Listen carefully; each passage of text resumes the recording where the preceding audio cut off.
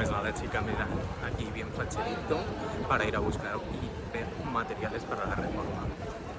¿Qué tal? Vuelvo por aquí porque hoy efectivamente os voy a contar cómo ha sido el proceso de elegir los materiales para la obra, ¿no? Para la construcción y la reforma de la casa. Efectivamente es un momento en el que como estás eligiendo sobre ni plano siquiera, sino sobre una entelequia, ¿no? Sobre lo que quieres, al final muchas veces piensas, me estaré equivocando. Pero el caso, por ponernos en contexto, ¿cómo imaginaréis los meses previos a esta decisión y a este momento de ir a elegir esos materiales? Mi móvil, mi propia conversación de WhatsApp, yo me mandaba millones y millones de cosas que había visto tipo en Pinterest y que me habían gustado, pues para hacer una especie de mood board y sobre todo, bueno, pues para tener un estilo definido, digamos, de lo que quería, porque ya había leído, me había estado informando de que lo que no puedes hacer es ir a elegir los materiales, pero que luego de repente cambies el estilo porque si no, de repente es un poco cuadro. Aparte de estar buscando todos estos inspiraciones, ¿no? E ir guardándolas y seleccionándolas, bueno, pues también tuvimos una reunión súper importante, yo lo había pasado por alto, no me parecía algo difícil, ¿no? Me parecía algo rutinario, que era una reunión para ver sobre el plano dónde tienen que ir los puntos de luz y los enchufes. Porque efectivamente es muy importante dejarlo decidido antes de empezar la obra, porque de esa manera ya pueden hacer un plano de toda la, digamos, la red eléctrica y las tuberías y demás, ¿no? Pero en este caso teníamos que elegir dónde iban pues esos interruptores, qué tipo de enchufes queríamos, que nosotros por ejemplo elegimos que algunos fueran también USB-C, porque al final es como bastante cómodo no tener que ir con el cabezal y demás de, yo qué sé, para cargar el móvil, directamente lo enchufas ahí a la corriente. ¿Dónde comienzan las dudas? Pues bien, os cuento. La primera y una decisión que a mí me parece fundamental es el suelo. Se divide, digamos, entre las zonas húmedas y las zonas que no lo son. Yo es verdad que siempre he querido, o siempre he tenido ese imaginario de, a mí me encantaría tener madera, no sé qué. Bien, pues nosotros descartamos la madera. Descartamos la madera y os cuento por qué. Cuando estuvimos mirando si una tarima flotante o algo por el estilo, que era lo que a mí en principio más me llamaba, de repente nos dijeron, vale, pero es que la tarima flotante, ok, que no es como el parque y hay que acuchillarlo, pero hay que cambiarla cada X tiempo, tipo cada 10 años o algo así, hay que levantarla para cambiarla. Y dije, eso no va a suceder. O sea, no quiero voluntariamente, quiero decir, meterme en otra obra dentro de 10 años, porque es verdad que lo piensas y dices, bueno, 10 años al final se pasa volando. El caso que entonces teníamos dos unidades de opciones más, ¿no? Que ahí entraba, digamos, el panelado de PVC, que es efecto madera, pero no es madera natural, entonces es más resistente, es verdad que hay que tratarlo también un poco, pues eso, con cuidado de que no se moje en exceso y demás, pero digamos que es una opción que permanece. Y la otra era el porcelánico con efecto madera. Al principio yo tenía, digamos, un poco de reticencia hacia ese porcelánico, porque al final es un suelo, digamos, duro y demás, me daba la sensación de que iba a ser algo como frío. La realidad es que luego viendo todos esos modelos, me di cuenta de que al final era una cosa muy de constructo, ¿no? Que lo parece y es un suelo de mucha calidad y en verdad es por lo que nos decantamos. Ojo, esto también es importante porque una de las diferencias entre estas dos es que ese porcelánico, por ejemplo, si de repente decidiéramos en un futuro que queríamos tener suelo radiante, puede levantarse, instalarse y volverse a poner. En cambio, si hubiéramos elegido el otro material, el de PVC, no lo hubiéramos podido hacer porque no es compatible, digamos. Como os acabo de hablar de este suelo radiante, pues os cuento la decisión también que hemos tomado en torno a cómo íbamos a climatizar, digamos, la casa. Teníamos claro que era un innegociable tener el sistema que tenemos ahora en nuestra casa de alquiler, que es un sistema centralizado de aire acondicionado, pero va por el techo, es por tubos, por toda la casa y va desde una sola caja. Es decir, desde ahí sabes la temperatura que hace, a la que pones, vale para frío, vale para calor, es súper rápido, gasta muy poco, o sea, os cuento que venimos gastando algo así como 100 euros cada 2 meses, es decir, nos sale a 50 euros el mes. Y cuando es verano tenemos el aire acondicionado siempre y en invierno ponemos la calefacción o bueno, el aire caliente muchísimo. Es verdad que este sistema, ok, si bien no es el suelo radiante, que es digamos lo más caro, también está la aerotermia, este sistema es caro. Nos recomendaban, por ejemplo, si queríamos recortar de algo, que pusiéramos los clásicos splits por la casa, pero no. Pues bueno, pues recortaremos de otro lado, pero justo en la climatización, pues para nosotros es muy importante. Tened en cuenta además que este es un ático, todo exterior, o sea, le da luz todo el día y eso en verano, porque estamos en Madrid, no. Evidentemente, dentro de toda esa apuesta que estamos haciendo por la buena climatización, como podréis ver, ya sabéis, ya os dije que va todo fuera, todo literalmente, porque también era una cosa súper importante que queremos hacer es las ventanas tienen que ser muy buenas. Literalmente lo que hay aquí abajo no tengo un edificio enfrente, sino que es una especie de boulevard. Bueno, pues de repente en verano hacen conciertos, cosas así que para hacer barrios muy guay, pero es cierto que pues puedes generar ruido. Lo que queríamos es que además de que la climatización fuera perfecta, pues que también el tema de ruidos y demás pues estuviera controlado. Entonces, bueno, pues por supuesto las ventanas irán acordes a esa mentalidad. Esto también como tip, la Comunidad de Madrid, además cuando cambias ciertas cosas, ciertos elementos como son las ventanas, para hacer que tu casa sea pues más sostenible, hay una especie de ayudas, ¿no? de subvenciones a las que puedes optar de unos 3.000 euros por vivienda. Y es verdad que las ventanas son caras, pero al final cualquier ayuda es buena, sobre todo cuando te dispones a gastar pues unos dólares en hacer toda esta obra. Vale, continúo con el tema suelos, porque antes os contaba esta diferencia, ¿no? De la madera, no madera, bueno, en fin.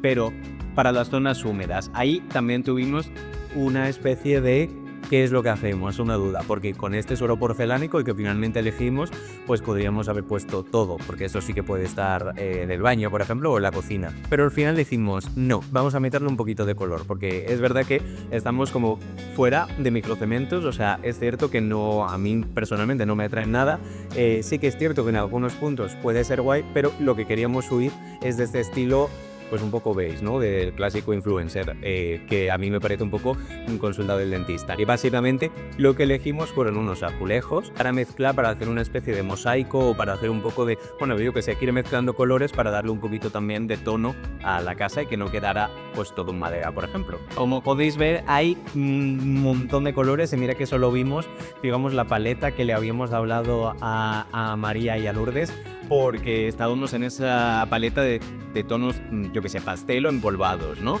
Pero es verdad que una vez te pones ahí y dices, jo, pero ya que me pongo, ¿por qué no cojo el color fuerte?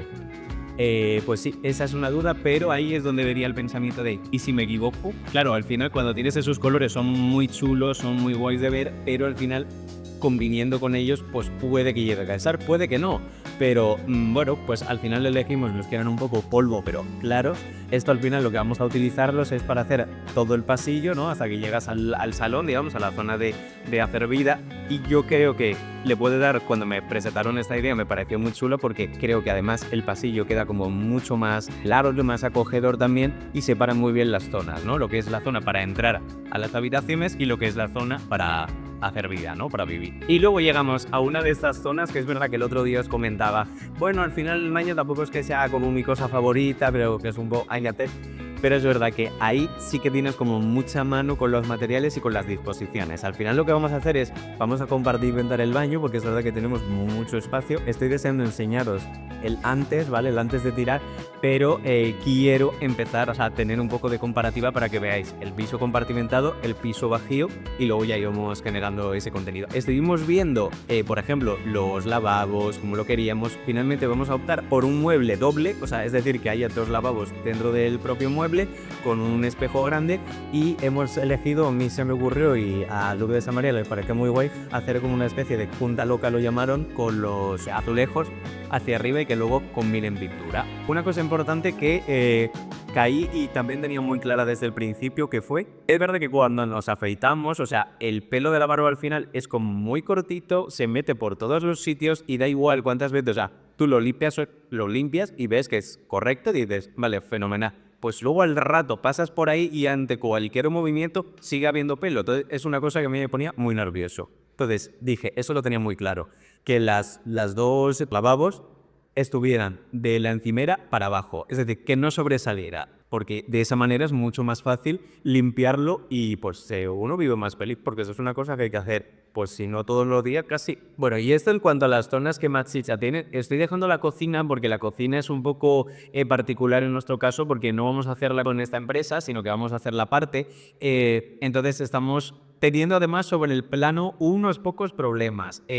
A ver, nos debatimos entre, estas son las soluciones que nos dice la arquitecta, o comernos parte de la habitación, más que de la habitación, del armario de fondo, sacrificar la idea que teníamos de tener una isla funcional en el sentido de tener ahí la vitro, la inducción en este caso, y el horno, por ejemplo, o perder la cafetera, porque sí, ya tenemos un nuevo electrodoméstico, es porque mi primo muy generoso, plan, le adoro, nos ha regalado un horno, un microondas y una cafetera, pero de estas súper automáticas que va en torre, es decir, de las que se instalan y tienes ahí la cafetera completa. Bien, pues echando las cuentas para meter la cocina donde queríamos meterla, no cabe. O sea, no cabe por muy pocos centímetros, pero esto va al milímetro, creedme. Bueno, a mí me gustaría saber qué haríais vosotros. O sea, dime en comentarios qué es lo que haría para solucionar esta situación y luego compara, pues a ver, porque la decisión definitiva todavía no está, porque puedo cambiar de idea, ¿vale?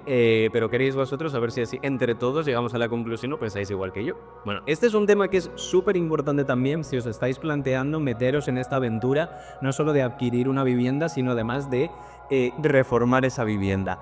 Como nosotros hemos comprado esta casa y vamos a vivir en esta casa, es decir, no es para invertir, sino porque es nuestra primera vivienda, tenemos menos de 35 años o 36, y efectivamente eso será nuestra vivienda habitual y la primera.